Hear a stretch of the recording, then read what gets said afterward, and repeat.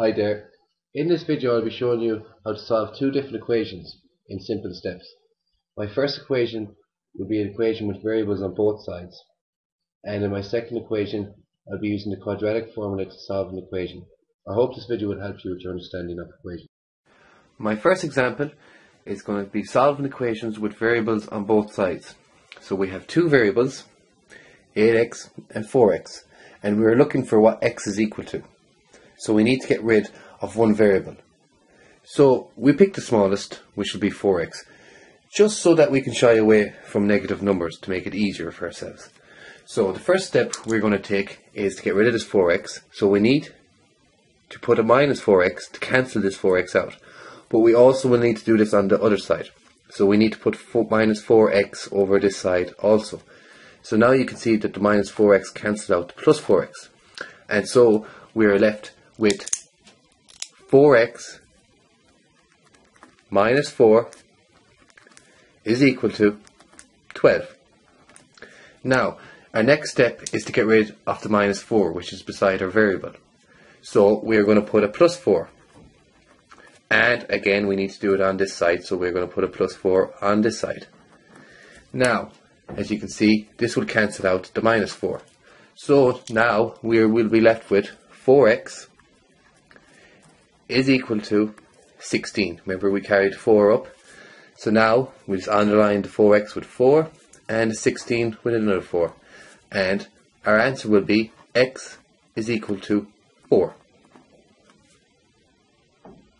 Okay, in this example I'll be showing you how to solve an equation using the quadratic formula. Over here on the left we have our equation. It's x squared minus 3x minus 4 is equal to 0. On the right here in red I have my quadratic formula.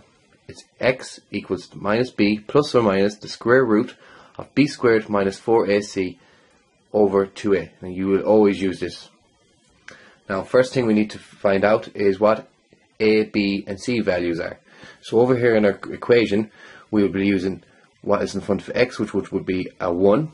So a will be equal to 1. And b will be equal to minus 3.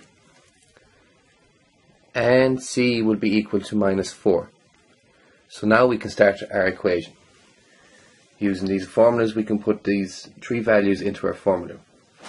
So x is equal to 3 plus or minus the square root of 9 minus 4 times 1 times minus 4 all over 2 times 1.